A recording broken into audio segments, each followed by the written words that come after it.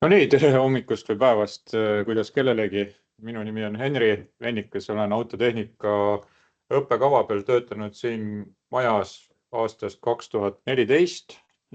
Annan selliseid väikseid loengusutsakaid ka teiste erialade peal, nii nagu on teie, siis peamiselt liikluskorraldus, transporditeenused ja vist ka raudteeosa mingil määral.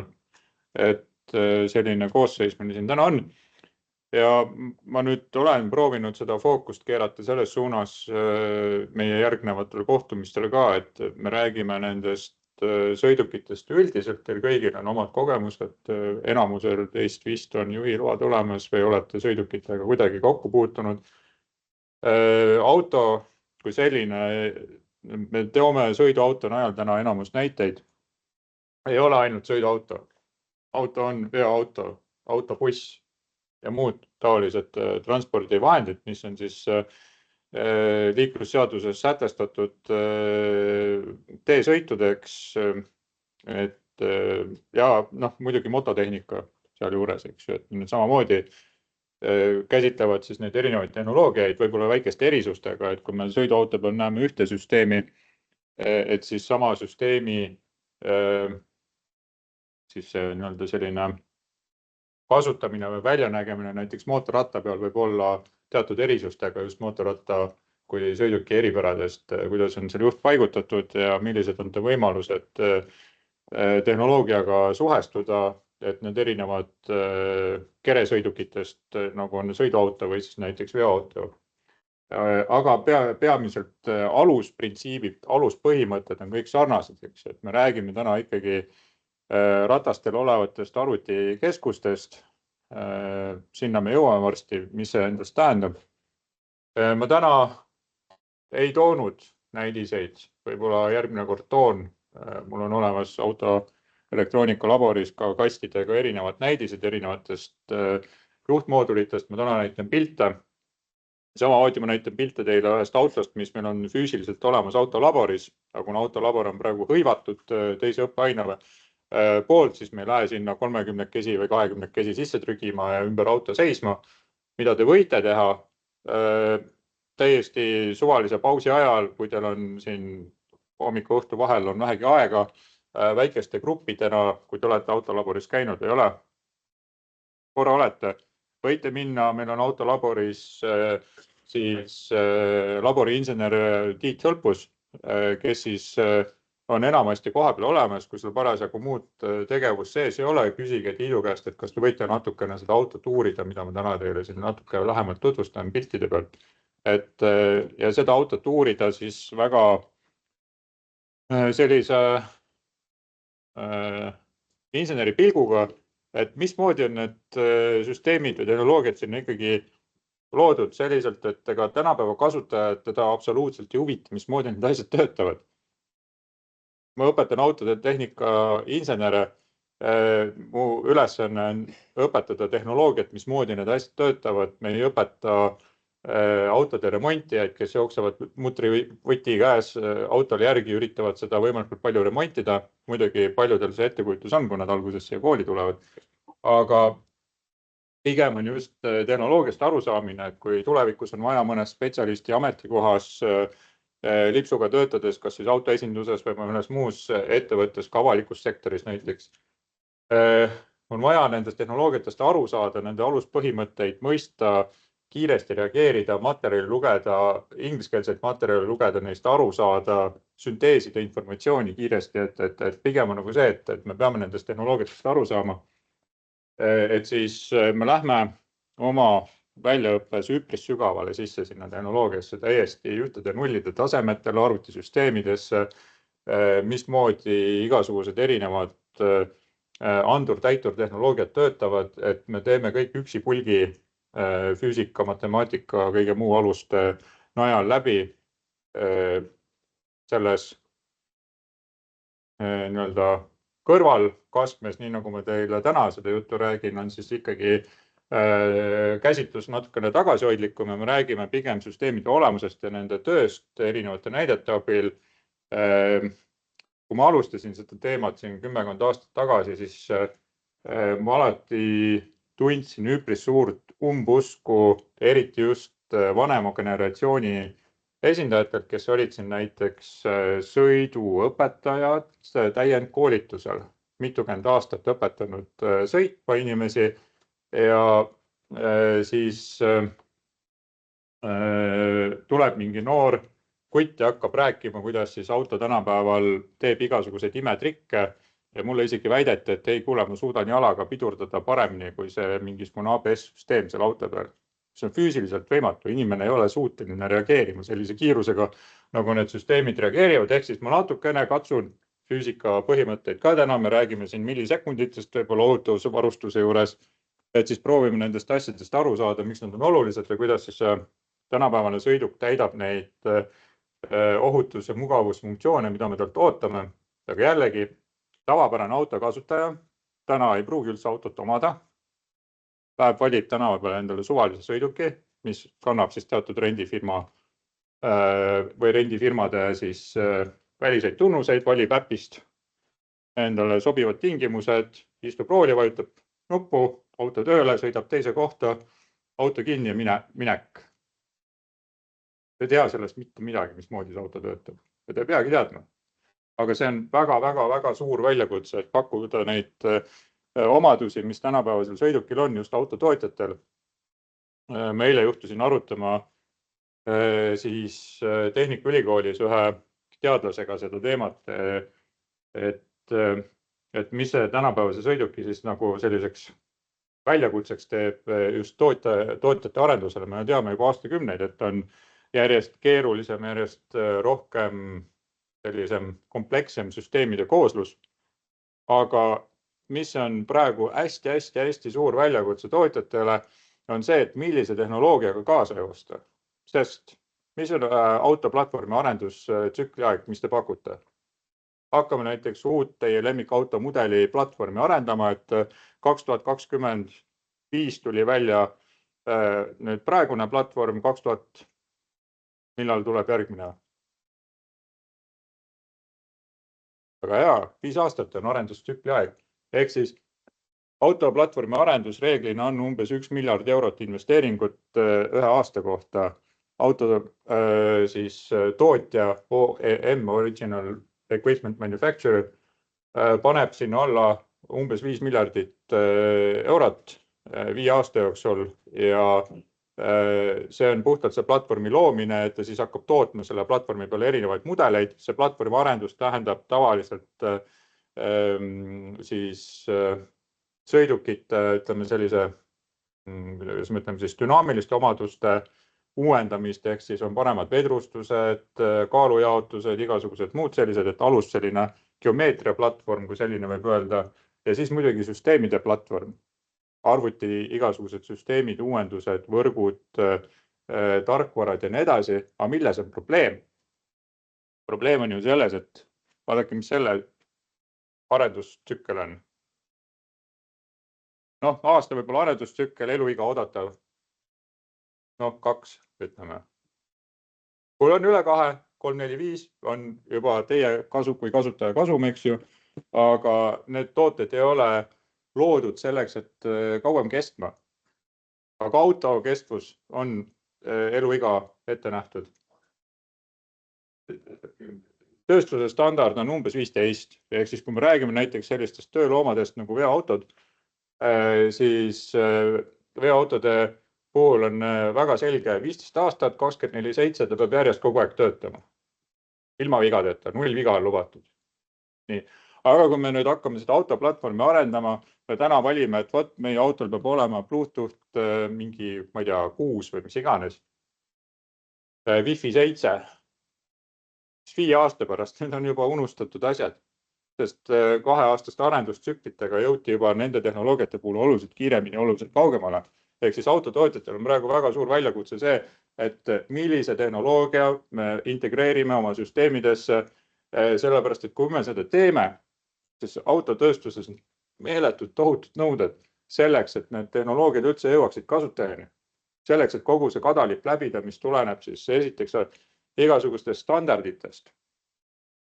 siis Euroopa turule saamiseks näiteks Euroopa Liidu määrustest, direktiividest, mis viitavad ÜRO siis reeglistikule, kus on siis kõikidele süsteemidele esitatud erinevad siis vajadused ja lisaks siis ka klientide ootused. Ehk siis ütleme selle ettevõtte enda selline nägemus, milline see võiks olla, et see on ka üks selline vajadus ja siis ka klientide ootused, kui kliendid seda pärast oleksid nõus ostma selle siis sõiduki segmendi sees, kuhu see sõiduk on projekteeritud. See on tohutu suur väljakutse, arvestades veel ka kogu seda süsteemide komplekssust, mis seal kõik, ütleme nii füüsilised komponendid, tarkvaralised komponendid, igasugused muud, mis kõik peavad koos töötama. Et kogu see sadadest tuhandetest komponentidest koosneb ja müüse 5 aasta pärast oleks meil müüdav, selleks on vaja ikka väga vägevat kristallkuuli. Vaatame siis, mida me enda kristallkuulis siit seina pealt täna näeme selle kohta. Nii. Ehk siis sõiduk, mida ma siin kujundlikult tutvustasin, millega teil on võimalus autolaboris minna siis ka laboriinseneri käest küsida, et kas te saaksite natuke ümber auto vaadata, võib-olla seda tööle panna, erinevaid nuppe näppida, et on selline võimalus olemas ja siis muidugi ettevaatlikult, et see auto on ikkagi väga uus, väga ilus, väga puhas, väga rikkaliku varustusega, et proovime teda sellisena hoida. Et siis ta on siis pistikhübriid, ehk siis tal on olemas bensiinimootor, elektriajam ja biojõuaku, mis võimaldab siis selline, selle mudeli puhul isegi peast numbrit ei mäleta, aga ütleme ligemale 100 kilomeetrit akujõul sõita, et pluss-miinus olenevalt tingimustest. Ja kui aku saab tühjaks, siis sõidad bensiinimootori pealt nagu hübriidautoga ikka. Ta ise toodab ka? Ei, no see ise tootmine, kui sa bensiinimootori tööle paned, siis ta tegelikult poole kohaga toodab ka elektrit vastavalt vajadusele, nagu tavapärane hübriidsõiduk. Aga pistikhübriidi eripära on lihtsalt see, et sa saad teda seinast laadida, seda suuremat bioakut ja sõita puhtalt elektri pealt kaugemale kui mitte pistikhübriid, tavaline hübriidsõiduk. Aga mis on eripära täna autode müügist, mul ei ole nüüd hetke tänase päeva statistikat selle aasta kohta, või ei ole seda ülevaadet teinud sellise kodulehekülje pealt nagu transpordiamet.ee, kus te saate seda teha ise ja vaadata sõidukite müügi statistikat näiteks registreeritud sõidukite seast see aasta, mis te arvate, kui paljud näiteks sõiduautode puhul on elektrilise ajamiga, ehk siis kas ta on hübriid või täiselekter uutest müüdud sõidukitest. Ei, osakaal. Meil on 100% müüdud sõidukite osakaal, kui suure koogitüki ma lõikan siit elektriajamiga sõidukitel, mis on siis kas hübriid või täis? 20%. Tegelikult tõesti sinna 2/3 kanti, ehk siis hübriid või elektriajam, ma panen sellise tähise täna siia, et lihtsustada ja siin on meil siis puhtalt ütleme, nimetame siis neid fossiilkütusteks, kuigi nad ei pruugi olla alati ka fossiilkütused tänapäeval. Võivad ka mingid muud asjad olla vähesel määral. Aga tõesti Eesti müügistatistika, nii nagu ka Euroopas mujal, kipub olema selline, et uutest müüdud sõidukitest juba 2/3 pluss on isegi sellise mittekonventsionaalse siis energiaallika kooslusega, nii näetud hübriidid või siis puhtalt elektrijõul liikuvad sõidukid, on nad siis akuelektrisõidukid või hetkel väga väikesel määral, kuid tulevikus tõenäoliselt suuremal määral ka vesinik elektrisõidukid.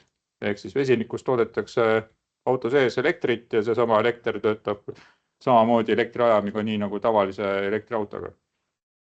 Ehk siis pilt on muutumas üpriski vastupidiseks selleks, mis ta oli näiteks ütleme aastal 2015.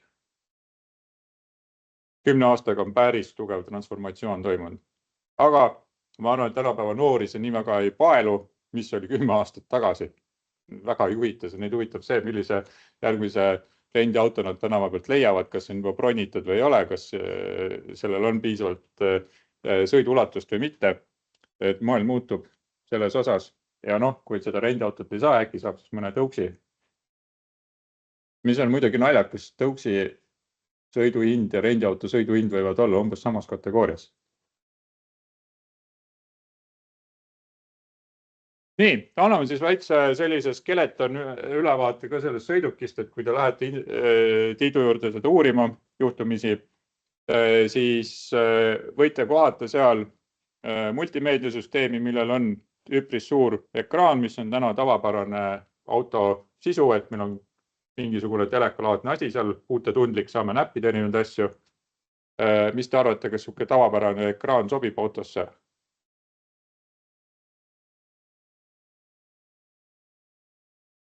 Väga palju oleneb sõidukist, mis ajastul seda tootma hakati ja kuidas see sinna peale integreeritud on ja kui ülbeks selle ekraaniga on miitud. Siin on mitu erinevat vaadet. Mu enda nägemus on see, et esimesed sõidukid, mis panid hästi suure teleka autosse keskkonsooli, vähendasid komplekssust, neil on vähem füüsilisi nuppe, neil on seda lihtsam toota, nad lihtsalt panevad sinna ekraani ja nad ekraani peal näitavad, mida iganes tahavad, hästi lihtne ja tarkvaraliselt sa saad vahetada ekraani funktsioone. Ajas ka uuendada üle õhu, saadad autole uuenduse, autos olev ekraan uueneb. Äge. Siis, mis on ebameeldivad nähtused selle suure ekraani puhul? Me peame sõidu ajal tihti peale vaatama, et kuhu me selle sõrme sinna ekraani peale paneme, mis tähendab seda, et me pöörame tee pealt pilgu ära. Teie vaates hästi oluline aspekt, kui me räägime liiklusohutusest. Nüüd Euro NCAP on hakanud andma jälle rohkem punkte autodele, kus on füüsilisi nuppe rohkem. Täpselt selle samal põhjusel. Füüsilised nupud me tunneme sõrme otsaga, nii et me neile peale ei vaata, me harjume selles autos ära, mis on see sama jutt, mida just hiljuti mainisin nende rendiautode kohta, et kui inimene võtab jälle uue mudeli tänava pealt esimesed 10 minutit, ta vaatab seal neid erinevaid nuppe sõidu ajal, kus mingisugune funktsioon töötab, väga ohtlik aeg. Ma ei tea, kas see statistiliselt väljendub kuskil, võite uurida, kes tahab uurimustööd teha mingisuguses õppeaines, see on hästi huvitav uurimistöö teema, proovida näiteks siit mõnest rendifirmast ka vastavad andmeid küsida, kas nad on neid nõus jagama, tõenäoliselt mitte. Aga laiemas perspektiivis oleks isegi täiesti lõputöö teemalaadne asi, et kuidas see erinevate mudelite kombineerimine sõidukipargis mõjutab siis nende rentijate, lühiajaliste rentijate sõiduharjumusi. Mis on muutunud, kes on viimati kasutanud näiteks siin rendiäppi, kuidas hinnastus on tehtud? Hiljuti just proovisin. See oli enne ka juba, et nii palju kui sõidad, nii palju maksad, aeg pluss kilomeeter. Aga mis on muutunud? Ma just juhtusin, ma üks päev viisin auto hooldusesse, mul oli vaja korra linna piiri peal käia. Sellel ajal käisin rendiautoga.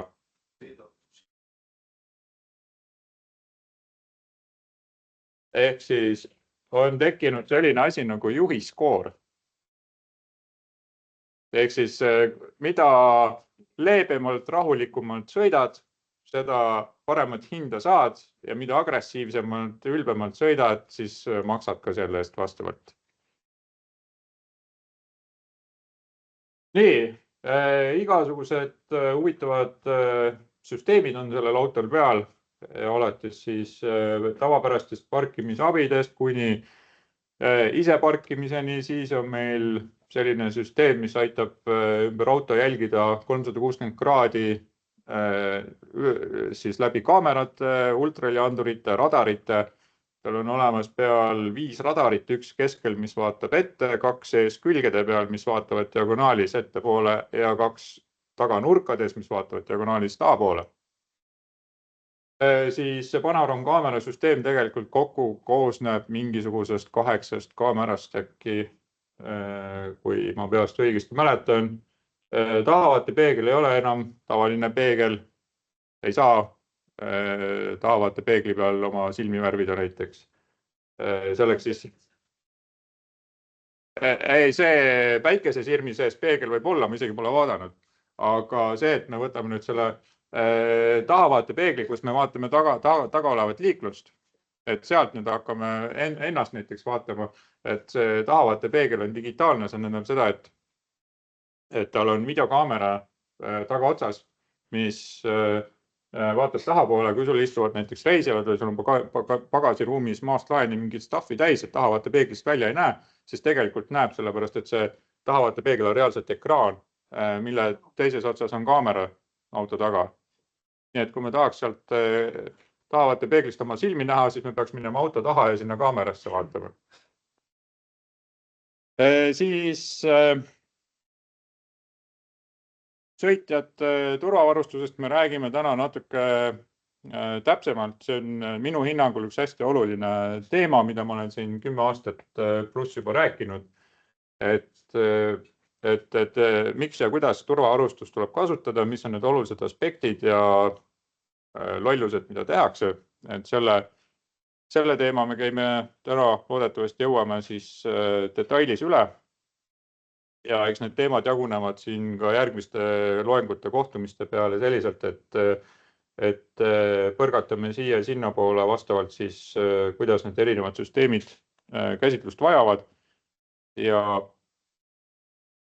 võib-olla tuleme mõne teema juurde natuke tagasi, kas siis andurite vaates või täiturite vaates või mingite muude põhimõtete pärast.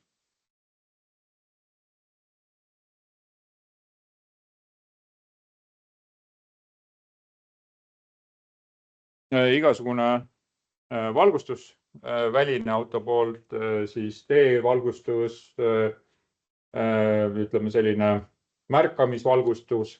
Need on ka hästi sellised visuaalsed asjad, mis auto puhul on väga kerge märgata. Täna autotootjad üritavad hästi palju oma brändi selle valgustussüsteemiga edastada, et kes jälle teeb mingid ägedamad esituled, kurjemad pilgud, nii edasi, eks ju, või mingid vägevamad suunatuled, mis vilguvad mingil eri moel jälle võrreldes teise tootjaga, et siis see justkui annab midagi juurde, aga inseneri pilguga sinna taha sisse vaadates, mis toimub. Ma loodan, et on meeles, ma järgmine kord võtan näidised kaasa siis laborist. Meil on olemas ka LED-tuled, lahti võetuna on näha, mis sees toimub. Et on ära kadunud mingid suured pirnid, vahetused, kui tuli läheb vahetusse tavaliselt kas mooduli või terve tulena. Tule küljes on 1 kuni mitu arvutit, mis kogu seda tulemajandust juhivad ja see juhtimine käib küll arvutivõrgu. Ehk siis, kui me eest vajutame mingit nuppu, me tahame, et meil hakkab ees mingisugune, ma ei tea, automaatkaugtuli näiteks tööle, siis nii nagu siin on mainitud või adaptiivne kaugtuli, siis tulemooduli sees on selle nii-öelda selline reaalne juhtimine, aga see info, et me seda teenust tahaks saada auto käest, läheb sealt juhi näpu juurest üle kohaliku aeglase võrgu. Aeglane on suhteline. Ikka elektrooniline võrk, ega see on mingit kalavõrku või muud võrku sees ei ole, et räägime elektroonilisest sidevõrgust, aga aeglane me räägime siis selles mõttes, et kui meil on seal suunatule kangi otsas on näiteks tulede lüliti, antud Jaapani mudeli puhul tavapärane asukoht sellele, et siis selle kangi taga on selline ühe juhtmega aeglasemat tüüpi võrk, kus viide võib olla seal kuni 0,2 sekundit, aga see, et meil need kaugtuled 0,2 sekundit sisse lülitavad, ega seda väga ei märka kasutaja. Kuni, see võib olla ka kiiremini. Mis ma sellega öelda tahan, on see, et see info läheb siis ütleme sellisesse kesksesse juhtmoodulisse, näiteks nagu kerejuhtmoodul. Kerejuhtmoodul edastab selle antud auto puhul siis on ingliskeelne termin on gateway ECU, et eesti keeles oleks nagu selline ruuteri laadne asi, mis siis erinevate võrkude vahel majandab. Ja mõne muu võrgu taga võib olla siis tulejuhtmoodul üle kiire võrgu, nagu näiteks CAN-FD. Ja siis see info jõuab mingisuguse teatena sinna tuleni kohale ja siis see tulejuhtmoodul siis mõlemal tuled eraldi juhtmoodulid hakkavad siis toimetama vastavalt sellele tellimusele, mida just tellis. Ka kõik suunatuled, lähituled, kõik muud tuled töötavad täpselt samamoodi läbi nende võrkude. Et selline võrgumajandus täna auto peal on ikkagi möödapääsmatu. Mis on erinevus on see, et vana auto puhul oligi, sul oli suunatule kangi taga, oli suunatule relee veel vanematel sõidukitel töötas puhtalt soojuse peale. Kui see relee kuumaks läks, siis jäigi suunatuli sisse. Siis iga tuli oli oma juhtme taga, kuskil relee taga, et mingisugust sellist väga digitaalset juhtimist ei olnud. Siis pirnid, eks ju, kõikidel tuledel oma pirn, vahel olid ka dubleeritud, et see oli ühe pirni sees 2 traati, mis siis erinevaid tulede funktsioone täitsid. Täna enamus uutel sõidukitel 0 pirni esilaternates, kõik on LED-valgustid või niinimetatud laservalgustid, mis oma olemuselt sisuliselt on ka LED-id, lihtsalt natuke teistsuguse ehitusega. Et nii on. Plussid ja miinused jällegi selle modulaarsuse osas, et kui me tahame midagi seal välja vahetada, et siis ei ole nii, et võtame selle katkise pirni, et kui me näeme, et üks LED ei tööta, see on natuke keerulisem tavaliselt ja on ka täiesti nüüd spetsialistid, kes ongi spetsialiseerunud LED-tulede üksikute LED-ide remontimise peale, et kus on teatud mudelitel on sageli esinev vajadus, siis nad on spetsialiseerunud, teavad täpselt, kuidas seda kiiresti efektiivselt teha, et võib-olla vahel on isegi odavam, eriti garantiivälise autoga, kasutada siis selliste spetsialistide abi. Ja muidugi igasugused sellised aktiivsed ohutussüsteemid, mis aitavad siis täna juhti erinevates olukordades, kui me räägime juhi abidest või ohutus suurendavatest süsteemidest. Me ei saa veel rääkida autonoomsest juhtimisest, Euroopa teedel olevatest sõidukitest, ei ole minu teada ühtegi taseviite. Ma arvan, et me täna nendest autonoomsustasemetest tõenäoliselt ei jõua rääkida, selleni ehk jõuame järgmine loeng, aga teie vaates jällegi hästi oluline teada, mida need erinevad süsteemid, millised kooslused, mida need tähendavad.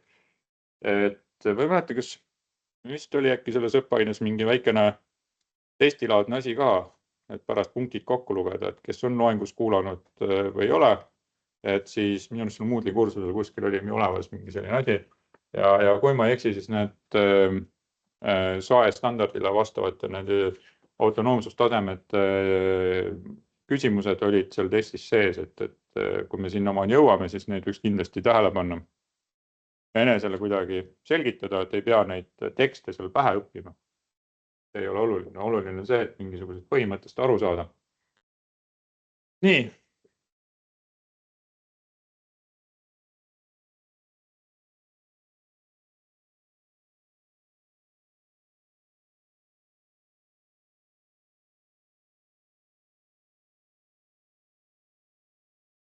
Kokkupõrke ennetamine teeb mitut asja, ta annab märku, kui ka pidurdab sõidukit, kui ka teatud mudelitel keerab rooli. Et siis täpsed need ulatused on tootja juhendis esile toodud. Mis on oluline tähele panna, ei maksa loota, et nüüd iga kord, kui ma õhtul koju sõidan, ma tagurdan sinna seina poole ja loodan, et auto iga kord pidurdab ise selle kinni, kui tuleb see õige hetk kätte. Et seda ei maksa loota, et peab ikkagi ise autot juhtima, aga põhimõte on jah selles, et ütleme aeglasel manööverdamisel parklas see vahemaa on selline mõned meetrid, kui auto paneb pidurit, ütleb, et kuule ära nüüd lillapoti otsa sõida või ära seina sõida, et ta mõne meetri pealt ennem pidurdab kinni, kui ta näeb, ta hindab sõidusuunda, sõidukiirust, kokkupõrkeaega ehk siis time to collision või time to crash on see, näeme, et kui see muutub kriitiliseks, siis süsteem sekkub tavapäraselt esialgselt audiovisuaalse signaaliga ja siis, kui juht ei muuda miskit selle lühikese aja jooksul, see on näiteks sekundi jooksul, siis hakatakse ka pidureid rakendama. Nüüd, kui me oleme maanteekiirustel või linnaliikluskiirustel, neid süsteeme kohe ka siin piltide peal näitan, siis muidugi need vahemaad on oluliselt suuremad, siis me enam ei räägi seal 1-2 meetrist, vaid me räägime juba mitmekümnest meetrist. Näiteks üks süsteem, mida ma kohe varsti paari pildi pärast näitan, on siis ristuva liikluse kokkupõrke hoiatus ja ennetus või ärahoidmise süsteem. Näiteks, kui me hakkaksime sealt samast autolaborist Lexusega välja tagurdama ja külje pealt keegi liiguks oma sõidukiga ristuvas, siis ta nende radaritega külje pealt näeb lähenevad sõidukit ja pidurdab auto hoo kinni. Seda on võimalik juhil selle parempoolse pedaaliga üle forsseerida, et see auto pidurdus lõpetatakse ära ja ta ikkagi sõidab edasi, kui ta annab sellest tugevalt märku. Aga selle töö raadius, et kui kaugele ta selle radariga näeb, on circa 50–70 meetrit. Siis me võiksime selle autoga hakata ka tagurdama näiteks sinna Tehnika tänava peale ja ta näeks juba sinna 50–70 meetri kaugusele lähenevat sõidukit. Ja me võime arutada, milline on keskmine linnaliikluskiirus, ehk siis mitu sekundit ette me näeme juba lähenevat sõidukit. Et see on juba päris selline korralik ajavaru.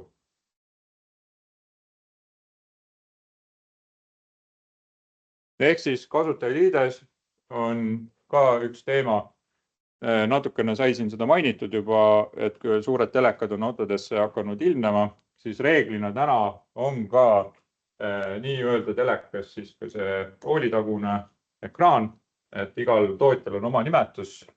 Antud tootja nimetus on siis combination meter ehk siis kombineeritud näidik erinevatest asjadest. Ja siis see siin on multi-information display ehk siis erineva teabe esitamise ekraan, eks ju. Aga mis on oluline nende näidikute puhul, on see, et isegi mitte ohu, vaid ütleme kõik indikaatorid, mis on sellised standardiseeritud ja ette nähtud, alates, ma ei tea, seisupiduri märgutulest või mingist muust sellisest, need on selles mõttes ära standardiseeritud, et me ei saa ise oma suva järgi otsustada, mida me seal näitame, vaid seal on ka hästi selgeks määratud näiteks värvitoon. Me ei saa otsustada, et näiteks homme on mingisugune suunatulevärv on näiteks roosa. Ei ole loogiline. Peab olema ikkagi vastavalt ja tootjad näevad päris palju vaeva, sest kõik see, mis on see visuaalne teema, seda katsetatakse. Kogu see värvikamma käib pimekambrites erinevate valguste all, käib võrdlemine. Ja ma olen ka nende standarditega oma uurimistöös natukene kokku puutunud ja standard ütleb, et 80–90% inimkonnast ei ole sobilik värvivõrdluste tegemiseks näiteks. Ehk siis, mille alusel me hindame, mis värv on õige, mis värv on vale, et hästi raske ja subjektiivne teema. Ja ka sellise premium luksusklassi sõidukite puhul on omaette väljakutse, et siin me näeme, et mõned nupud veel ka eksisteerivad, et päris puutetundlikuks ekraanideks ei ole veel kogu juhtimine läinud. Osad sõidukitootjad on katsetanud ka siin rooli peal puutetundlikke nuppe. Minu personaalne hinnang on see, et on äärmiselt ebameeldivad. Aga ikkagi meeldib see, et sõrme all saab midagi vajutada, et see on füüsiline nupp, et see on ikkagi niisugune mõnus. Aga ma ei ole üldiselt nende tehnoloogiate arengute ja katsetuste vastu, aga lihtsalt harjumatu. Võib-olla ebameeldiv asemel oleks viisaka öelda harjumatu, et see puutetundlik, et tahad raadio häält kõrgemaks või madalamaks, et siis pead silitama seda rooli seal õige koha peal, et siis ta hakkab midagi muutma. Ja siis, kui hakkad siis selle nõudepesemise manöövriga pöörama kuhugi poole, et siis võid kogemata seal igasugust asju vajutada või nii edasi. Et väga suur väljakutse tootjatele on nende nuppude puhul. Ei ole asetus kusjuures.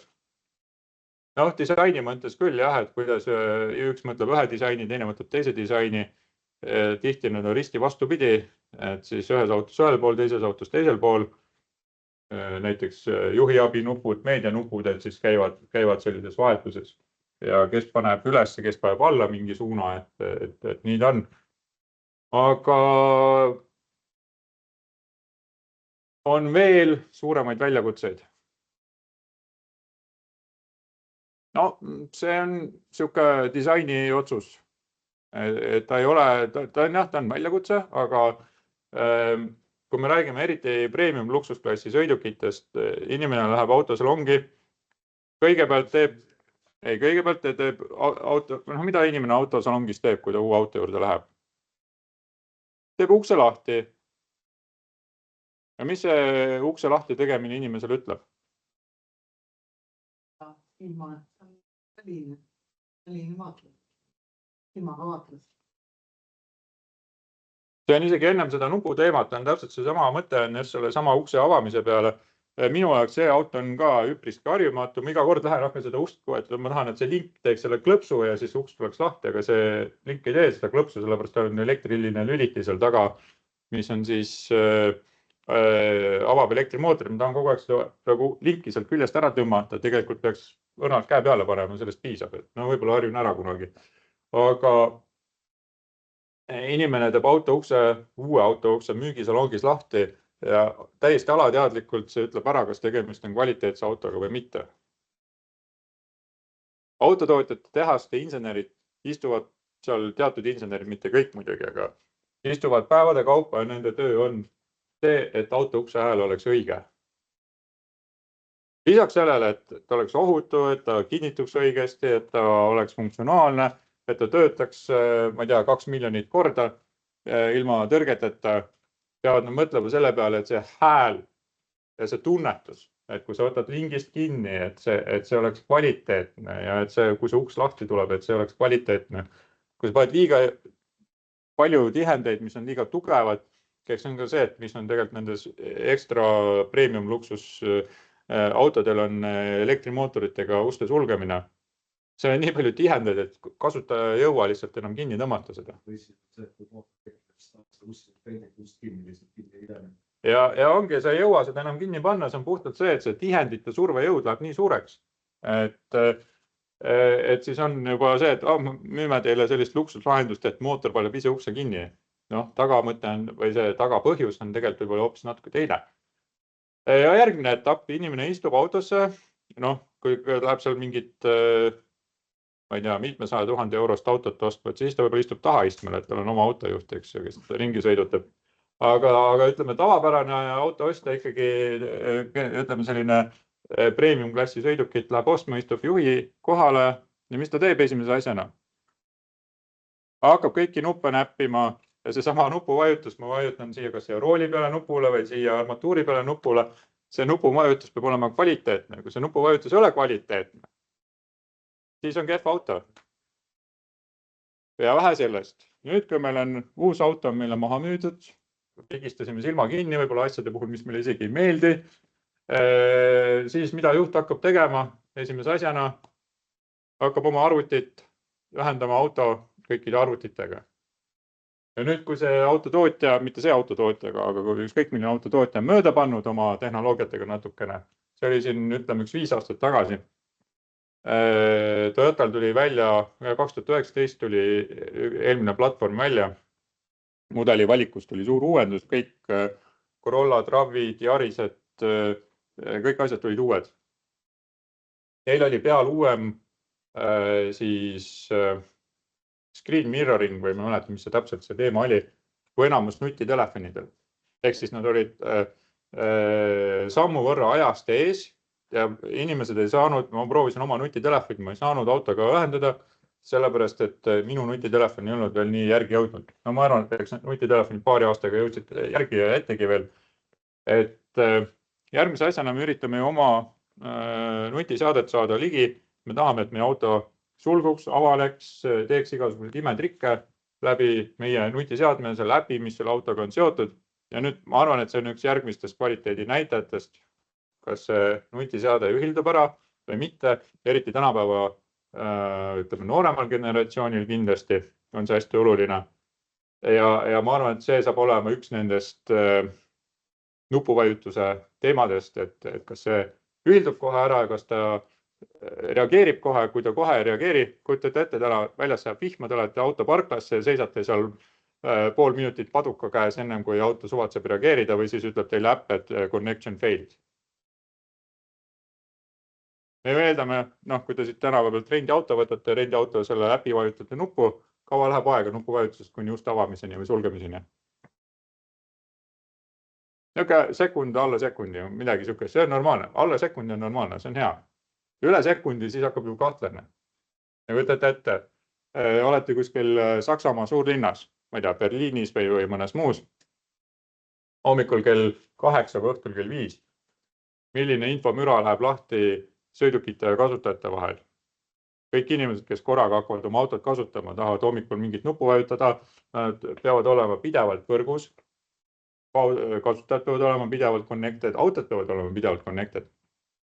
Seda ei olnud 10 aastat tagasi, praegu on see reaalsus. Auto peab olema pidevalt võrgus, sest kasutaja võib igal suvalisel hetkel tulla sinna. Aga mida see tähendab, kui meil peab olema mitu miljonit kasutajat korraga lokaalselt samal aegsel ühes võrgus, olete laulupeol käinud või mõnel muul üritusel? Täna õnneks nii palju seda probleemi ei ole. Kes mäletab siin, ütleme, paarkümmend aastat tagasi laulupidu, mitte keegi ei helistanud mitte kuhugile, levi ei olnud. Et kui on hästi palju kasutajaid ühe koha peal, kõik tahavad korraga võrgus olla, aga neid probleeme lahendatakse ja tegelikult on toimivad süsteemid, mis tulevad kogu selle võrgumajandusega toime. Mida ma sellega öelda tahan, on see, et vähe sellest, me siin näeme kõike oma autoga seonduvat, et me siin näeme kõike oma autoga seonduvat, et need asjad peavad omavahel ühilduma. Sinna tegelikult taustale kuulub ka terve infrastruktuur, mis peab seda üleval hoidma. Ja on eraldi täiesti spetsialiseerunud ettevõtted, kes tegelevad sellega, et need süsteemid 24/7 oleksid töökindlad, töös hoitud, küberturvalised ja nii edasi. Vähe sellest, et auto ratastul arvutikeskus, on ta ka, ütleme, 4-5 erinevas välistraadita sidevõrgus korraga. Et see nõuab ka omaette tehnoloogiaid sõidukite peal. Aga vaatame siis ühte sellist süsteemi käitumist, kuna natukene lähemalt, natukene inglise keelt ka, et siis pidurdusabisüsteem just, millest siin ennem paar sõna oli juttu, on natukene selline ülevaatlikum, et mismoodi ta siis käitub. Et kui me tuvastame ära, et meil võib olla siin mingisugune kokkupõrke oht, siis esialgu oleme ootel, et äkki juht reageerib või ei reageeri, siis hakkame tõstma piduri vedeliku rõhku süsteemis, piduri kontuuris, ehk siis hakkame vaikselt mehaanilisi pidureid rakendama, kuigi need hübriidelektriautod on täiesti suhteliselt pidurdama enamus pidurdusi tavapärases liikluses puhtalt rekuperatsioonis, ehk siis elektrimasinad pannakse tagurpidi tööle mootorite asemel generaatoritena ja sellega pidurdame autot niimoodi, et füüsilist klotsi vastu ketast kasutatakse ainult kas viimane meeter auto koha peal kinni hoidmiseks või siis järsemal pidurdamisel. Ehk siis enamus ajast tegelikult füüsilist kõõrpidurit ei kasutata. Ja nüüd, kui hakata ikkagi õigesti pidurdama, siis pannakse seda rõhku veel süsteemi pidurduskontuuridesse juurde, et ikkagi pidurid rakenduksid maksimaalselt. Võib-olla saime pidama kokkupõrkega, aga väiksema kiirusega, kui muidu oleks olnud see kokkupõrge. Et ehk läks hästi. Ja täpselt see sama slaid tegelikult jätkub nüüd ka järgmise peal, et need tulbad, mis me ennem nägime, olid siin samad ja siis sõiduki kiirus ja piduri vedeliku rõhk, et saame siis vastavalt vajadusele ikkagi seda sõiduki kiirust võimalikult madalale viia. Ja teine vaade siis, kui meil on sõidukil, nagu see sõiduk meil on täisvarustuses, peal ka aktiivne rool või aktiivse roolimise funktsioon, siis ta peaks olema suuteline ka kokkupõrget ennetama sellest mööda põigates, mida me näeme järgmise pildi peal. Antud pildi peal ma olen siis punasega ümber teinud sellise kasti, mis märgib ära, et juht peab alustama manöövrit. Ehk siis me saame, kui juht alustab manöövrit, siis piduri roolivõimendiga me saame seda manöövrit järsult kiirendada. Et see ongi see, et kuidas seda olukorda ka auto siis peaks tuvastama. Üks hästi vana süsteem on piduri abi või piduri assistendi süsteem. Et oletame, et meie sõiduki juht on hästi kergkaaluline, hästi pehme jalaga, et ta ei julge seda piduripedaali lüüa vastu auto põhja. Aga tee peale hüppab ette jalakäija või mõni loom või mõni muu takistus ilmneb ja ta ehmatab, vajutab piduripedaali. Aga kuidas nüüd auto aru saab? Ta ei vajuta väga kõvasti. Kuidas ta aru saab, et midagi valesti, et võiks hakata juhti abistama. Täpselt piduripedaali mitte vajutamise tugevus, aga kiirendus tegelikult saab ära selle. Et kui me vajutasime seda hästi järsult, hästi suure kiirusega või suure kiirendusega, siis hakkame juhti abistama, et me aru, et midagi on valesti. Ja sama ka rooli puhul, eks, et kui juht alustab seda järsku manöövrit, siis see roolivõimendi saab kiiresti reageerida, mis on täna roolivõimendite eripära enamus uute sõidukite peal võrreldes, ütleme jällegi 10-15 aastat tagasi.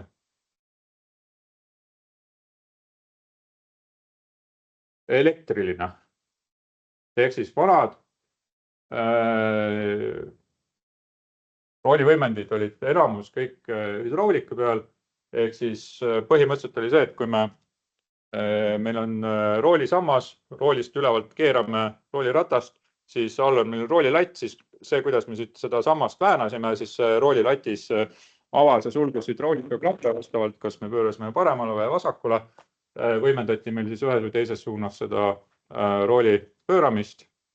Täna mõõdetakse siis seda elektriliselt anduritega ja siis on erinevad tüüpi roolivõimendid, kas nad on siis selle samba küljes või lati küljes.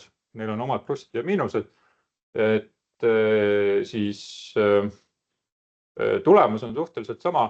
Me saame autot juhtida ka ainult elektriliselt, ehk siis tegelikult juhi sisendit ei olegi vaja, et põhimõtteliselt kas võib kaugjuhtimispuldiga autot juhtida või panna ta kuidagi ise juhtima, et see on ka üks selline väike figur, mis selle elektrilise juhtimisega kaasneb. Aga järgmise pildi peal erinevus eelmisest on siis see, et kui meil on see nii-öelda aktiivne roolimise funktsioon, siis auto peaks olema suuteline ka takistusest kõrvale põrkama. Ma ei tea nüüd, kas me selle uue autoga hakkame selliseid katseid tegema. Metro Cert ostis hiljuti endale komplekti, kus on olemas siis need autonoomse sõiduki katsetamise erinevad tarvikud. Olete seda uudist näinud, ei ole? Tegelikult võiks ju seda isegi täitsa näidata ja vaadata korra, et see on teie eriala suhtes ka kindlasti oluline teema. metrocert.ee vaatame. Nii ja uudised.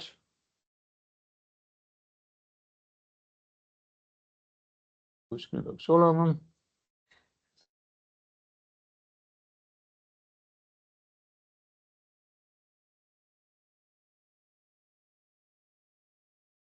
Nii. Ehk siis sellised testvahendid, sõiduki makett, jalakäija makett, lapse makett ja mootorratturi makett. Ma arvan, et ei taha teada, palju need asjad maksavad. on päris kallid. Mis need teeb kalliks? Ei ole selle asja kuju. Ma selle vastuse võlgu, kas seal nüüd andureid on sees. Kas seal midagi mõõdetakse või mitte? Noh, mis te arvate, palju teil kuluks raha, kui te ostaksite siin mõned kuupmeetrid penoplasti ja hooliksite välja siin sellise autokuju ja siis sellise kitsekuju ja korduv kasutatavus on huvitav fakt ja see tegelikult me oleme selliseid telke katsetanud ka siin tudengitega. Kaasõppejõud, kolleeg lektor Margus Villau on teinud teekatseid sellise nagu telgilaadne asi, et paned püsti ja siis auto kest on justkui seal ümber ja äkki just 3 korrast 2 auto ei suutnud seda ära tuvastada.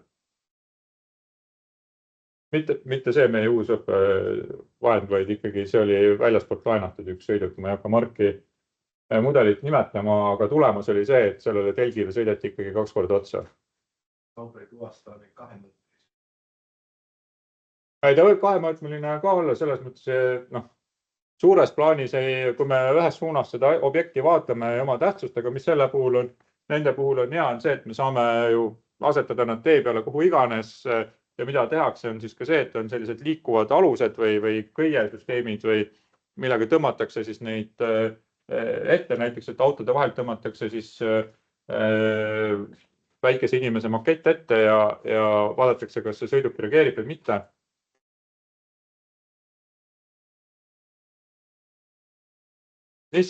Mis teeb väga selliseks nõudlikuks just nende makettide arenduse on see, et mismoodi autod näevad maailma. Need süsteemid, millest me täna räägime ja järgmistel kordadel.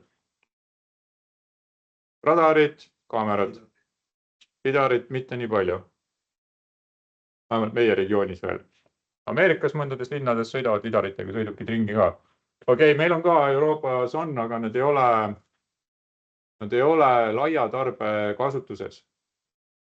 Ehk siis, kui on näiteks siin ise auto tegi mingisuguseid väiksemaid katseid, kus oli kas Kadriorus või kus nad sõitsid oma bussiga.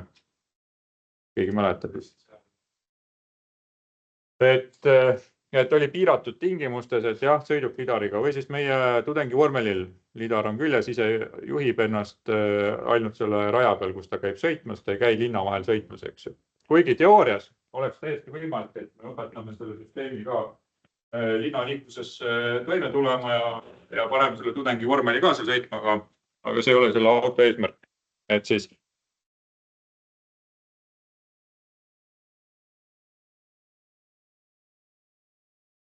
ei, lidar on anduri tüüp.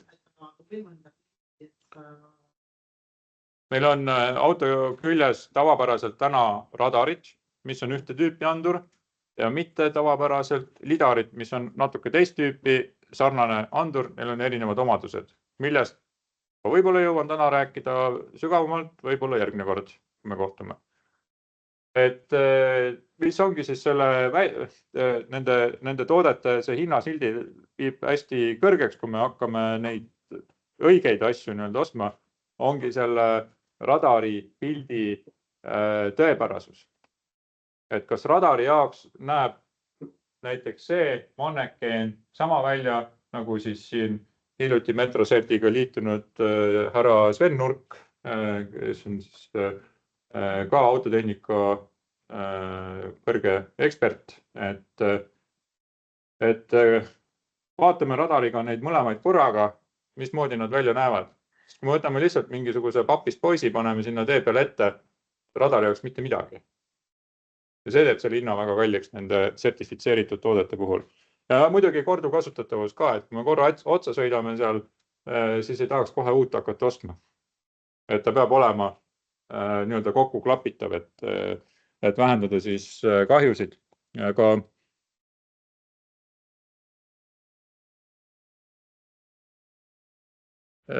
ja sinna siis lisatakse või katsetatakse erinevaid materjale. Näiteks kui ma õigesti mäletan, kas see oli hõbeniit või midagi sarnast, mida õmmeldakse sisse, et natukene nii-öelda metallilaadset toodet sinna pikkida sisse, aga seal on see kalibreerimise küsimus, et kuidas anda see tõepärane kontsentratsioon, et see manneken ei saa olla ka nagu helkur, mis peegeldab täpselt kõik tagasi, et ta on nagu liiga tugev. Ta peab olema, ütleme, 10 meetri pealt peab olema sama nagu inimene, 100 meetri pealt peab olema sama nagu inimene. Et seda tuleb siis ka kalibreerida selliselt, et ta oleks igas ja erinevates tingimustes. Kui me korraks mainisime see lidarit, mis teeb lidari puhul hästi raskeks selle kasutamise on ilmastikuolud. Radari puhul on veidi väiksem ilmastiku mõju, aga me peame arvestama ka kõikvõimalike tingimustega, et mis siis mõjutavad ja kaamera ka muidugi, et täna enamus nende juhiabisüsteemide puhul, nii nagu me siin loengus räägime, enamuste puhul me räägime siis andurite koostööst, ehk siis erinevad süsteemid saavad oma info erinevatelt anduritelt ja see info ei ole siis nii-öelda ühe anduri põhine, et nüüd radar tuvastas midagi ja hakkame kohe pidurdama, vaid kaamerast kontrollitakse, vaadatakse, et kas on ees mingit objekti tuvastada või mitte. Et seal on küll eriolukorrad, kus saab vaid ühe või teise anduri info põhjal otsustada, aga enamasti me räägime andurite koostööst kõikide nende juhiabisüsteemide puhul. Nii, tulles siis tagasi esitluse juurde. Pean vaatama muidugi, äkki mul on siin samas kõrvalaknas kohe avada ka üks lühikene video täpselt sellel samal teemal, sest et täna on meil olemas kõigil ligipääs sellisesse haridusportaali nagu YouTube, kus näeb või veel parem TikTok ja muu. Mul endal TikToki kontot ei ole, et pole kunagi huvi tundnud selle vastu, aga ma tean, et seal on ka igasuguseid huvitavaid asju erinevate tehnoloogiatega seoses, mida võiks vaadata, aga täpselt konkreetne näide antud mannekeeni teemast ühest sõidukimorgist, mis lõpetas ära radari kasutamise, läks ainult kaamerate peale mõned aastad tagasi, väites, et radareid ei ole vaja. Ja nüüd hiljuti ütles, et FSD ei ole päris see, mida me lubasime ka 5 aastat tagasi, et nüüd me natuke muutsime oma seda lubadust. Non-project safety tests reveal that Tesla full self-driving version 13.2.9. Kuigi auto võiks juba ise nii tark olla, et kui ta näeb koolibussi, mis seisab, tuled vilguvad, võiks juba, ma iga kord, kui ma bussi tee ääres näen, ma alati vaatan, autojuhina tulen, ma vaatan alati siit sellest bussi alt nurgast, vaatan läbi tee peale, et kas ma näen jalgu või ei näe jalgu. Ja oma jalg on juba piduri peal. Et võiks nagu juba mõelda selliste asjade peale, aga mis on autotööstuses jällegi nüüd nende igasuguste lisasüsteemidega hästi suur väljakutse, kõikvõimalike olukordade kaardistamine, mis võib juhtuda, need tavapäraselt need halvad olukorrad on suhteliselt harva esinevad ja mitte teada ka, et kõik kombinatsioonid, mis võivad nagu olla, et me ei suuda nii palju ette mõelda ja siis on täiesti eraldi standard, mis seda reguleerib. Ja see standardi pealkiri on, et süsteemide soovitud käitumise ohutus. Teine standard, mis autotööstuses on A ja O, on süsteemide funktsionaalne ohutus. See tähendab seda, et kui me paneme näiteks oma sõrme auto akna vahele ja aken läheb üles elektriliselt, siis meie sõrm ei tohi maha lõigata. Näiteks funktsionaalne ohutus, eks ju, aga samas seal on taga veel igasugused funktsionaalse ohutuse teemad. See oli hästi lihtne selline banaalne näide, aga et nüüd võrrelda seda siis selle soovitud käitumise ohutusega, siis soovitud käitumine on tegelikult riskide juhtimine, riski kaardistamine, et autotootja peab oma selle süsteemi arendamise käigus ära kaardistama võimalikult palju olukordasid, kirjeldama neid olukordasid, et kuidas see süsteem peaks erinevates olukordades toime tulema ja muutma selle osakonna hästi väikeseks, mis on teada olukorrad, kus võivad oht juhtuda. Ehk siis, kui nad arendustöö käigus leiavad sellise olukorra, siis nad peavad oma süsteemi muutma niimoodi, et see ala veel kitseneks, et see teada olukorrad, kus oht tekib, et see oleks nii väike kui võimalik. Et täiesti eraldi autotööstusele suunatud standard. Autotööstuses tegeletakse täna selliste asjadega. Nii.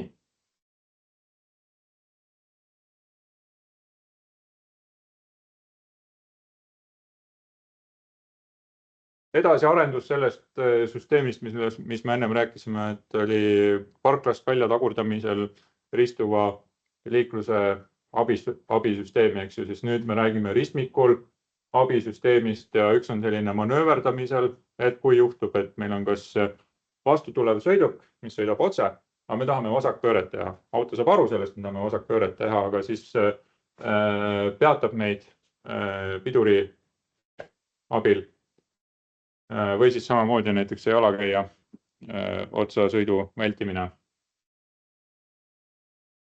Ja opereerimisparameetrite vahemik, eks ju, et millal see süsteem töötab, et ta ei ole kõikvõimas süsteem, et sõidame 150-ga, et siis kellelegi otsa ei sõida. Et on ikkagi oma nähtud töövahemikud, tööparameetrid ja teatud siis nuansid, mis siis erinevatel puhkudel siis seda süsteemi kas siis piiravad või võimaldavad. Ja samamoodi siis näiteks ristmikul ristuva liiklusega kokkupõrke vältimise süsteem. Erinevus eelnevast oli see, et oli pärisuunaline, nüüd on ristisuunaline. Mis te arvate, mis auto üks kõige raskem üldse on, et näiteks maantee peal auto peaaegu sõidab ise.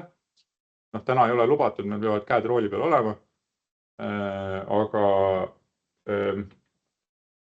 põhimõtteliselt tuleb juba ise sõitmisega toime, eriti kui me räägime kiirdesõidust näiteks. Kiirdesõit on üks kõige lihtsamaid ülesandeid autole versus linnasõit näiteks. Peaaegu üldse ei tule toime. Täna on nüüd raske öelda, sest on meil hästi selline mixed bag, segakott ei ole hea väljend, aga ütleme selline erinevate tulemustega, erinevates olukordades sõiduki tootjad, kes osad demonstreerivad praegu päris edukat linnasõitu ka. Võib-olla vaatame järgmine kord äkki niisugust tootjat nagu Waymo, kes pakub USAs erinevates linnades piiratud aladel, mitte piiratud aladel, aga ütleme piiratud ulatusega, nii et me täitsa suvalisse kohta ei saa minna. Taksoteenust, robot-taksod, mis ei pääse parklast välja, kui kell 3 öösel saabub lennuk kuskil lähedal lennujaamas ja siis nad tututavad seal majade vahel üksteisele. Et vaatame siis selliseid videosid. Aga mis on kõige suurem raskus autodele linnas? Ega kiirtee peal on samamoodi teised liiklejad, aga kiirtee peal on oluliselt lihtsam. Lennukiga on palju lihtsam sõita, näiteks automaatpiloodiga, autoga. Lennuki automaatpiloot on oluliselt lihtsam. Ei, me räägime pigem sellistest süsteemidest, mis aitavad meil... Kuidas? See on suhteline. Sest me näeme kiirtee peal näiteks 200 meetrit, 300 meetrit otse edasi, aga see sekundites aeg, millal me sinnani jõuame, on umbes sama näiteks nagu linnas. Me sõidame, vaatame mingi 20, 30, 50 meetrit ette. Et see, kui me mõõdame sekundites, siis ta reageerimisaja mõttes on umbes sama, et ei oma tähtsus. Kuidas?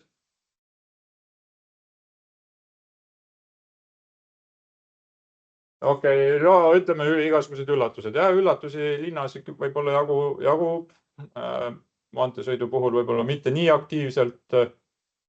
Ütleme kiirtee puhul, et meil on aiad igal pool ees, eks ju, et siis me ainult vaatame ühes suunas. Natuke vihjan ka juba mitu korda sellele. See pilt vihjab ka sellele tegelikult, mis on kõige suurem väljakutse linnaliikluses. On ristuv liiklus, mis eristab kiirdesõitu linnasõidust, on see, et kiirteel me tegeleme ainult pärisuunalise liiklusega. ees olevad sõidukid, mis on meist kas kiiremad, aeglasemad või sõidavad sama kiiresti või seisavad ummikus sama kiiresti. See on ka variant midagi. Et ristuv liiklus on see, mis teeb linna olude ka arvestamise igasugustele juhiabi autonoomse juhtimise süsteemidele väga väljakutse rikkaks. Sellepärast, et kui meil tõesti hüppab keegi tee pealt ette külje pealt, maantee peal on see võimalus ka alati olemas, aga linnas on seda ristuvat liiklust nagu pidevalt. Me kogu aeg külje peale vaatame ja tihti ei näe ka. Et see on see, mis selle asja raskeks teeb. Nii, ja ristuva liikluse hoiatusabisüsteem on siis tegelikult, ta teeb mõlemat asja, et hoiatab ja siis ka vajadusel aitab kokkupõrget vältida. Et tingimused, millal ta siis töötab, on ka alati ette antud, et ta ei tööta igasuguses olukorras.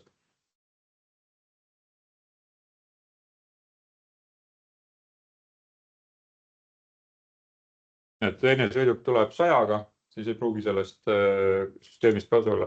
No tegelikult on see, et tootja on andnud ette mingisugused sellised parameetrid, et selle sees on ta ära katsetatud.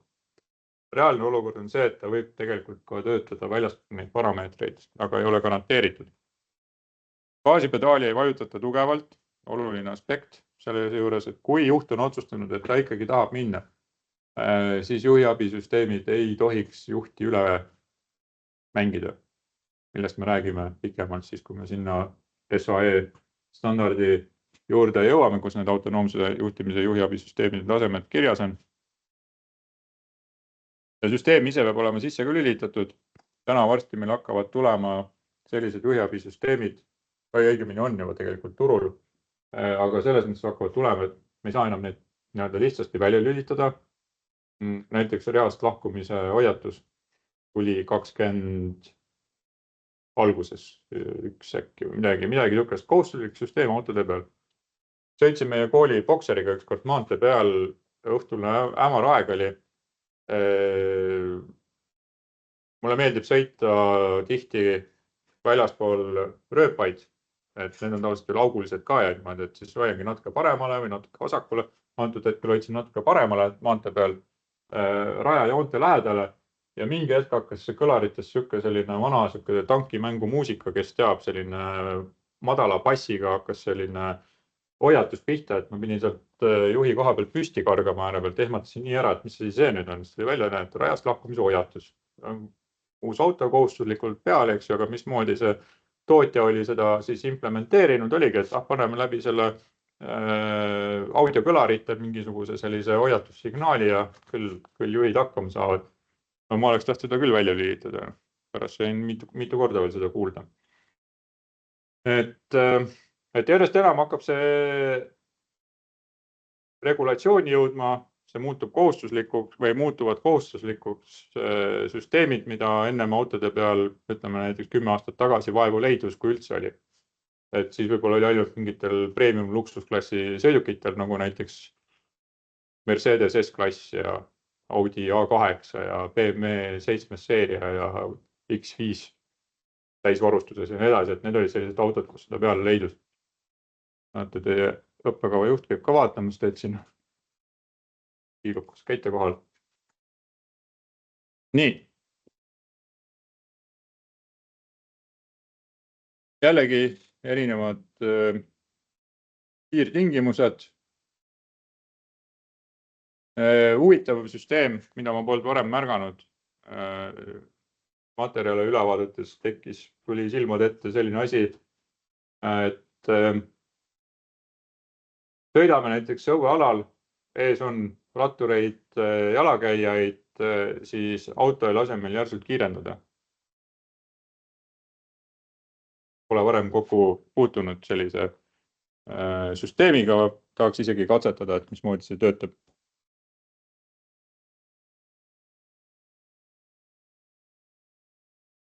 Ja see on, kui siis auto kiirus on madal, hakkame kogemata või meelega järsult pedaali vajutama, siis peaks see pedaalivajutus mitte mõjuma. Aga täna on ju tegelikult see ka autode puhul, me enne mainisime seda kojaväe kangi tulede lülitit, et mismoodi see info sinna tuledeni jõuab. täpselt see oma mõte kõikide pedaalide puhul, kõikide kangide puhul. Enamasti välja arvatud rool. Rool ikkagi peamiselt veel on füüsiliselt ühendatud ka mitte kõikidel sõidukitel. Hiljuti tuli välja üks sõiduki mudel üle tüki aja, kus oli täielikult eraldatud rool juhtkoobastikust. Paar aastat tagasi. Täpselt. Ehk siis. Jah, see on, ma olen seda seal materjalidest näinud, mitte antud mudeli puhul, aga ta ei ole jällegi laialt levinud. Aga mida ma tahtsin mainida on siis see, et enamus nendest funktsioonidest, mida me siis pedaalide, kangide abil autolt soovime, on siis meie sooviavaldus autole, et palun, ma tahaksin nüüd kiirendada ja siis auto mõtleb, mitte ei mõtle, aga siis tegutseb vastavalt olukorrale ja siis kas kiirendab või ei kiirenda, nagu just eelmises slaidi peal oli näha. Ehk siis tegelikult on see, et meil ei ole enam gaasipedaali taga trossi, mis on ühendatud siis mõne siis toitesüsteemi, näiteks vana klassikaline karburaator. Karburaatori sees oleva drosselklapiga, et me siis selle kaudu juhime vähem või rohkem õhku mootorisse, mis omakorda kaasab vähem või rohkem kütust. Seda enam ei ole. Kogu selline sõiduki juhtimine on puhtalt elektrooniline. Me ainult anname sõidukile infot, mida me ta käest tahame saada ja tema annab vastavalt olukorrale meile vastu, kui olukord seda võimaldab, siis või siis piirab näiteks meie soove, saame sõita 100-ga, tee peal on märk 80, siis auto hoiabki kiirust 80, kui meil on vastav funktsioon sisse lülitatud, et reeglina nüüd täna ennem kasutasime sellist terminit nagu adaptiivne püsikiirushoidja. Adaptiivne püsikiirushoidja tegi varasemast tavalisest püsikiirushoidjast asja paremaks sellega, et ta oskas ees oleva sõidukiga pikki vahet hoida. Olenevalt ees oleva sõiduki kiirusest. Täna me räägime antud auto kontekstis dünaamilisest kiirushoidjast, sest see oskab igasuguseid muid trikke ka teha. Et vastavalt vajadusele üks on siin see, et me nüüd ees oleva sõiduki järgi reastume, ees olev sõiduk sõidab aeglasemalt, siis meie sõiduki kiirus langeb, et hoida siis pikki vahet, mis on ette nähtud. Tegelikult, mida väga paljud autotootjad juba pakuvad, on ka ikkagi täieliku peatumise ja startimisega siis nii-öelda dünaamiline püsikiirushoidja. Siis eriti sellises linnaliikluse ummikute olukordades, et juht ei pea väga palju tähelepanu pöörama sellele, et me nüüd seisma kiirendame. On teil kellelgi endal siuke auto või kogemus siukse autoga, et püsikiirushoidja sisse ja ta ise hoiab ummikust. Ülimugav asi.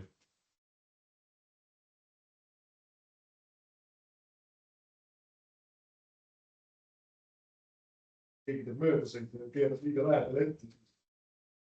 Jaa, mul kunagi tuttav kurtis, et ei saa kasutada seda süsteemi, kui ta sõidab rahulikult, sõitis siin Tallinn-Pärnu vahet pidevalt ja lapsed magasid taga. Ja probleem oli selles, et ta ise ei saa möödasõitu teha, et nii kui ta üle selle eraldusjoone sõidab, mis on need jooned on sees, eks hakkab mürisema auto, lapsed ärkavad ülesse. Ja siis keegi sõidab selle, kui ta püsikiirushoidjat kasutab, eks mingi rekka tuules sõidab sellega, keegi keerab, reastub vahele oma möödasõitu tehes, auto paneb täiega pidurit, jälle lapsed on üleval, et igati pidi kinni saab alati olukord, et siis lõpuks jäädki muud üle, kui pidi autot vahetama, mille püsikiirushoidja oli natuke leebema käitumisega. Et sellised huvitavad vigurid oskused on siis tänapäeva autol. Samamoodi me saame siis seda pikki vahet, eks ju, sättida mida enamasti need pulgad tähendavad, on nad erineva kujuga, aga tähendus neil on enam-vähem sama markide lõikes. Aga tähenduse mõttes kuidas? Kui suur distantsi ta hoiab? Ja, aga milles see väljendab? 1 pulk, 2 pulka, 3 pulka, 4 pulka olen näinud ka. Ja ei seda küll, aga täpselt sinna tahtsingi jõuda, et mis ta umbes võiks olla, et ongi see, et kui te proovite seda, vaadake teinekord, kas vastab tõele, et kui teil on see näiteks 3 pulga peal ja te näete, et no ma ei tea, näiteks mingi see tavaline valgese teeäärne post, selle järgi saate lugeda, vaadake, kas te jõuate sama postini ees oleva auto sõitis mööda, jõuate 3 sekundi pärast näiteks, et enam-vähem pluss miinus sekund peaks see 1 pulk olema.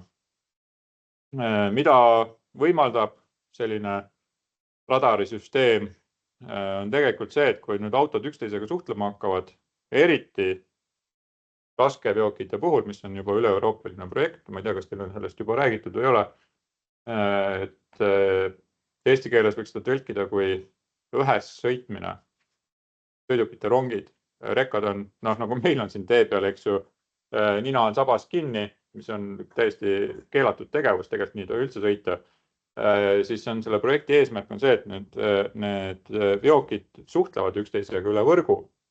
Ees olev juht hoiab nii-öelda tempot ja järele olevad juhid põhimõtteliselt võivad istuda käed rinnal, teha mida iganes seal parasjagu võimalik on oma autos, sest nad ei pea sõiduki kiiruse pärast, ma usun, et tõenäoliselt tulevikus ka selle raja peal paiknemise pärast väga muretsema. Ja nüüd, kui juhtub, et ees olev sõiduk teeb maksimaalse pidurduse, siis sellel hetkel saadetakse see info kogu sõidukis olevale rongile, sõidukite rongile, kõik pidurdavad korraga samaaegselt. Ja see võimaldab näiteks 3-sekundilise vahemaa asemel kasutada 0,3 sekundilist vahemaad. 0,3 sekundiline vahemaa maantee peal tähendab seda, et kogu see sõidukite rong saab väga olulise kütusesäästu. Märkimisväärne kütusesääst. Ma numbrit käest ei mäleta, aga täpselt ei mäleta, aga ma arvan, et see suurusjärk oli seal kuskil 10%. Teised õppejõud räägivad teile siin transpordi kuludest, siis 10% kütusesäästu suurele autopargi omanikule võib olla siin ikkagi märkimisväärne rahasumma. Aga huvitavaid olukordasid ka, kui meil on siin sõiduki ninas on radar, vaatab autost siin isegi kuni 250-300 meetrit ette poole, aga mingi hetk ta ju vaatab sellest kurvist välja, hakkab siin puid ja põõsaid ja muid asju vaatama. Et miks ta siis pidurdama ei hakka, et kuidas ta ikkagi teab, et see ees olev sõiduk on nüüd kurvis, hakkab kurvi läbima. See on ka omaette huvitav väljakutse. Radaritehnoloogia areng, erinevad modulatsioonitehnoloogiad radarilainetel, erinevad sagedused, erinevad kiirused, mida seal kasutatakse siis, et võimalikult mitut objekti korraga jälgida, mitte ainult distantsi, mitte ainult suhtelist kiirust, vaid ka suunda, ehk siis me saame radarist informatsiooni kätte ka, et kui see sõiduki suund hakkab siin niimoodi muutuma, siis me võime eeldada, et ees võib olla mingi kurvilaadne toode. Et ma ei ole väga palju kuulnud sellest või näinud või kokku puutunud materjalides, et paneks kokku kaardiinfo püsikiirushoidjaga. Seda on käinud läbi kuskilt, et mingisuguse uuringulaadse asjana, et kui me teame ette arvestada, et ees on näiteks tõus, et siis tõusu läbimise õige strateegia valimisel on võimalik näiteks kütust natuke kokku hoida, kui hakata poole tõusu peal kiirendama näiteks, et proovime püsikiirushoidjaga kiirust hoida. Et natukene on seda olnud materjalides, aga et praegu mõnel uuel sõidukil peal oleks seda teekaardi, ütleme selle GPS-kaart, nagu seda rahvakeeli kutsutakse, et selle kokkuviimine siis erinevate juhiabisüsteemidega, et seda pole väga palju kohanud. Ja nüüd võib-olla Eesti liiklusele üks rahustav meede. Jällegi esmakordselt puutusin kokku materjali üle vaadates möödasõidupärssija. Päriselt on selline süsteem, et kui me tuvastame, et ees on mingisugune takistus kõrvalrajal, tahame aeglasemalt sõitvast sõidukist mööda põrgata, et kui meie sõiduk on siis siin see tagumine sõiduk ja tahab siit ümber selle mingisugune rästik või mingi asi on siin tee peal ees, eks ju, see sõiduk sõidub aeglasemalt, siis tahame sealt mööda hüpata, et tulemuseks on see, et meie auto siis tegelikult pärsib seda möödasõitu ja eeldab muidugi jällegi, et süsteemid on meile töösse rakendatud, sõidukite kiiruse määr, tegemist on siis maanteekiirustega ja muud olulist mainida ei ole hetkel.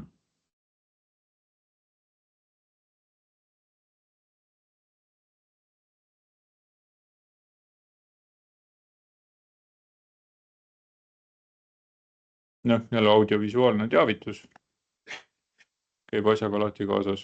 Kasutajaliidesest me juba täpsemalt rääkisime, kuidas need nupud siis, enne hüppasin oma jutuga natuke juba ette sellest samast, mida ma siin tahtsin mainida nupuvajutuse olulisusest ja nii edasi. Ja sellest keerukusest, kuidas siis inimesed peavad kohanema erinevates rendisõidukites nende nuppude asukohtadega. Et võib-olla siis tänase loengu selliseks sissejuhatuseks, mitte kokkuvõtteks, sissejuhatuseks, et me kohtume 2 korda veel ja me räägime nendest asjadest veel peenemalt ja veel täpsemalt. Ma tahtsin teile rääkida täna juba turvavarustuse olulisusest, alustame sellega järgmine kord, see hakkab kohe peale järgnevad paari slaidi, aga sissejuhatuseks siis kogu sellesse teemasse ja võib-olla üldse teie koolide algusesse, ma eeldan, et te olete esimene kursus. Mis puudutab siis autotehnoloogiat, siis tänapäevane sõiduk sisaldab endas mitukümmend arvutit.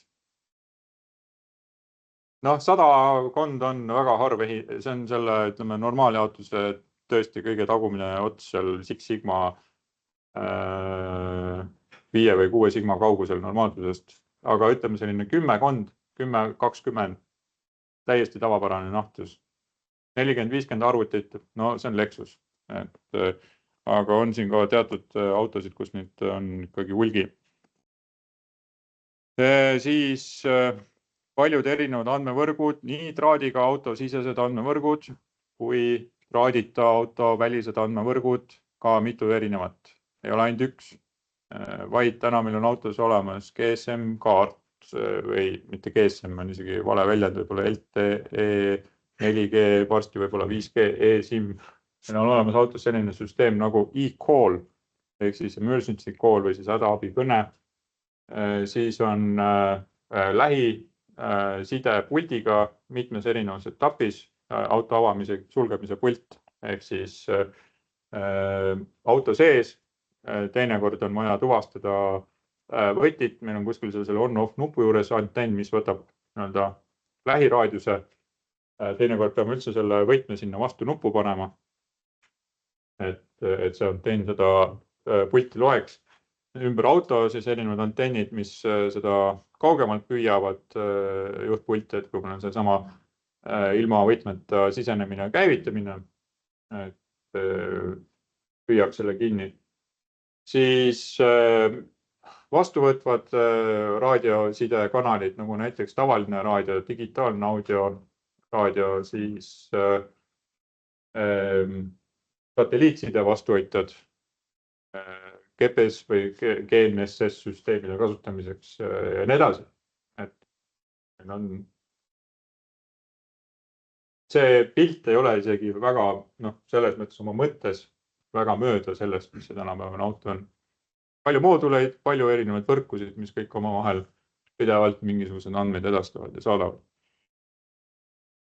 Ja neid andmeid on tohutu palju. On tuhandeid, jah.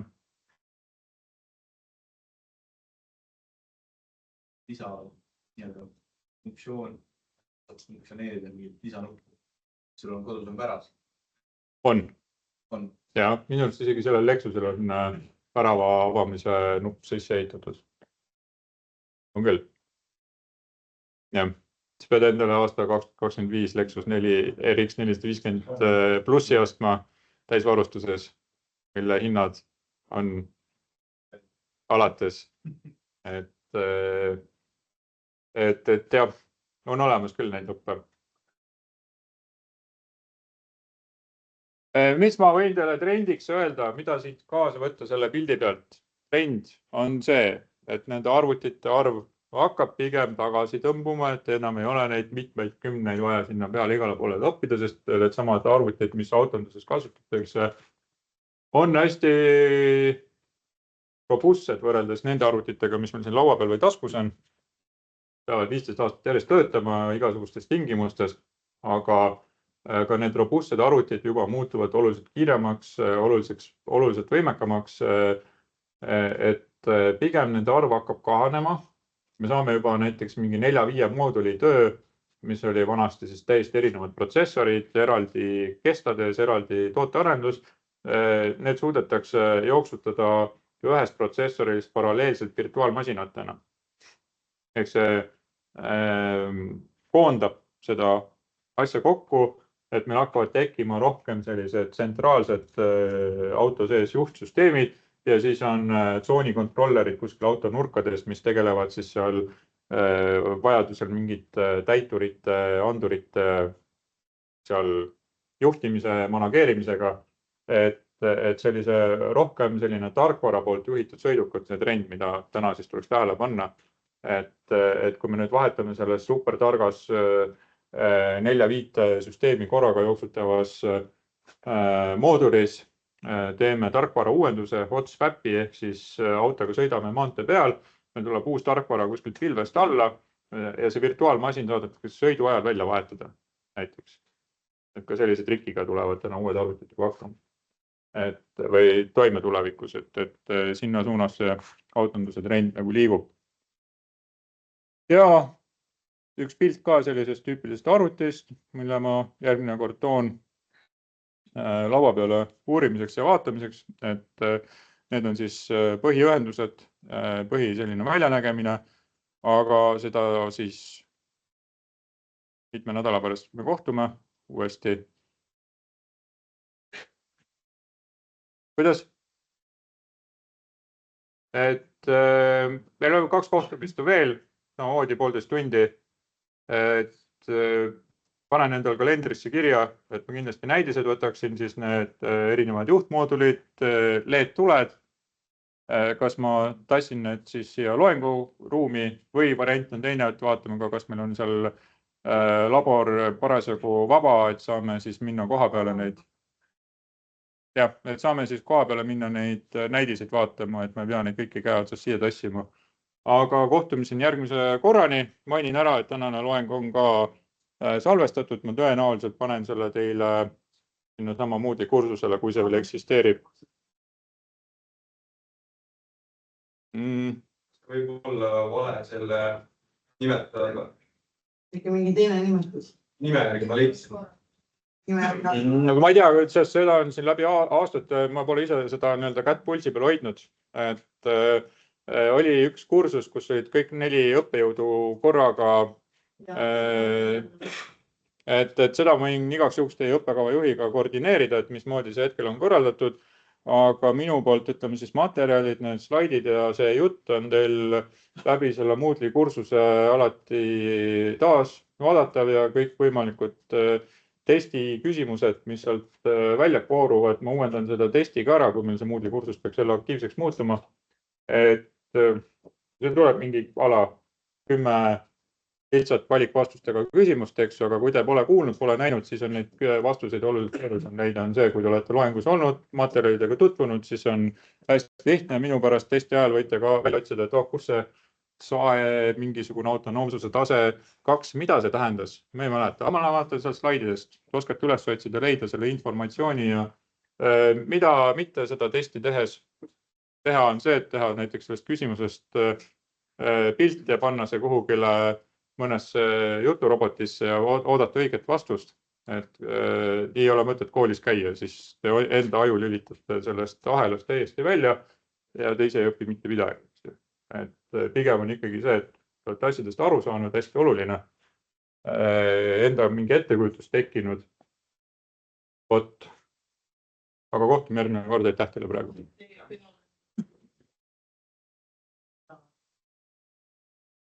Teie olete.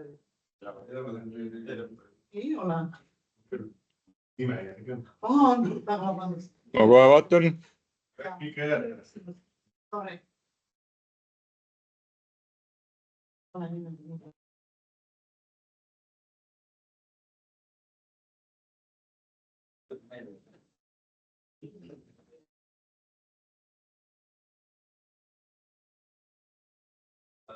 Siis